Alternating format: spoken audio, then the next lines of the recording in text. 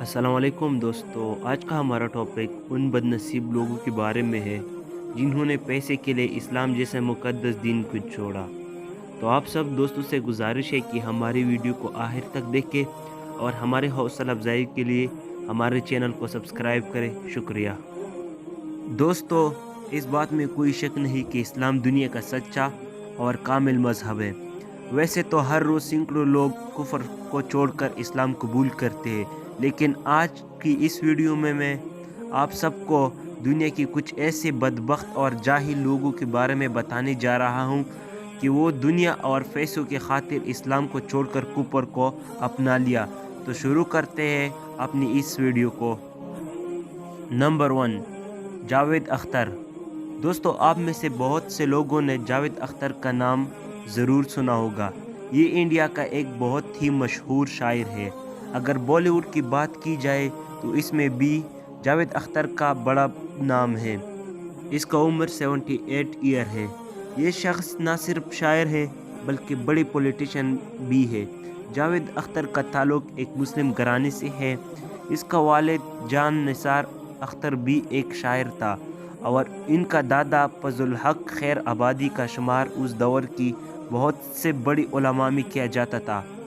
जावेद अख्तर को शुरू से ही हिंदू धर्म का कल्चर बहुत पसंद था और इस्लाम से ये काफ़ी ज़्यादा दूर था। जैसे जैसे वक्त गुज़रता गया अपनी मज़हब से उसका ताल्लुक़ और कमज़ोर हो गया और आखिरकार उसने सोशल मीडिया पर सबको बताया कि वो अब मुसलमान नहीं रहा। जावेद अख्तर अब एक एथलिस्ट है, यानी उसका कोई खुदा नहीं, लेकिन ये अब हिंदू बन चुका है। लेकिन जो भी हो, चंद टुकड़ों के लिए या चंद टकों के लिए इस्लाम जैसे मुअज़्ज़ज़ दीन को चुनना, इससे बड़ी बदनसीबी दुनिया में और कोई हो नहीं सकता। और जावेद अख्तर उन बदबख्तों में है जिनने कई टकों के लिए इस्लाम जैसा मुअज़्ज़ज़ दीन छोड़ा और अभी वो हिंदू है। नंबर 2, फातिमा सन्ना। दोस्तों, अगर आप लोगों ने आमिर खान की दंगल मूवी देखी है तो आप इस एक्ट्रेस को ज़रूर जानते होंगे। इसका नाम फातिमा है और इसकी उम्र 30 साल है। ये लड़की एक कश्मीरी घराने में पैदा हुई थी और उसकी वालिदा मुसलमान थी। फातिमा एक आम मुस्लिम लड़कियों की तरह रहती थी। उसने जैसे ही बॉलीवुड इंडस्ट्री ज्वाइन की और बेहुदा ड्रेसेस की वजह से मुसलमान उसको क्रिटिसाइज़ करना शुरू किया। दंगल मूवी के बाद उसकी मशहूर होने का और दौलत की कमाने का नशा उसमें चढ़ गया कि उसने वाज़ेह एलानिया तौर पर कहा कि वो अब मुस्लिम नहीं और उसने एथलेटिक ज्वाइन की या एथलेटिक इख्तियार की, यानी उसका कोई मज़हब और उसका कोई खुदा नहीं। उसके मुतालिक दुनिया में कोई खुदा नहीं और वो बदबख्त अभी एथलेटिक बन चुकी है। नंबर 3, सईद वसीम रज़वी। दोस्तों, ये जो शख्स आप देख रहे हैं इसका नाम सईद वसीम रज़वी है और इसका ताल्लुक़ इंडिया से है और इसकी पूरी फैमिली मुसलमान थी। ये ख़ुद भी मुसलमान था। इसका भारत की सियासी पार्टी के लोगों के साथ बहुत ज़्यादा उठना बैठना था, जिसकी वजह से इसके अंदर हिंदू मज़हब की काफ़ी डेवलप हो गई। अल्लाह ताला ने कुरान मजीद में फरमाया है कि काफिर कभी मुसलमान का दोस्त नहीं बन सकता था। इस वजह से वसीम रज़वी के अंदर हिंदुस्तानियों या हिंदू मज़हब की बहुत ज़्यादा डेवलप हो गई थी, तो वो मुस्लिम होने से बहुत ज़्यादा दूर होने जा रहा था। फिर जब बीजेपी की हुकूमत आई उस वक़्त ये उसका हिस्सा बन गया और ये इस्लाम से बहुत ज़्यादा दूर हो गया। ये शख्स हिंदुओं को खुश करने के लिए इस्लाम के ख़िलाफ़ भोंकता था। जब इंडिया के मुसलमानों को पता चला तो वसीम रज़वी के ख़िलाफ़ बहुत ज़्यादा एहतजाजी की और इसके सर की कीमत भी मुकर्रर की। आखिरकार ये बदकार शख्स मुसलमान होने से हिंदू बन गया और इस काफिर ने अपना हिंदू धर्म निभाने के बाद अपना नाम राजवेंद्र सिंह रख दिया।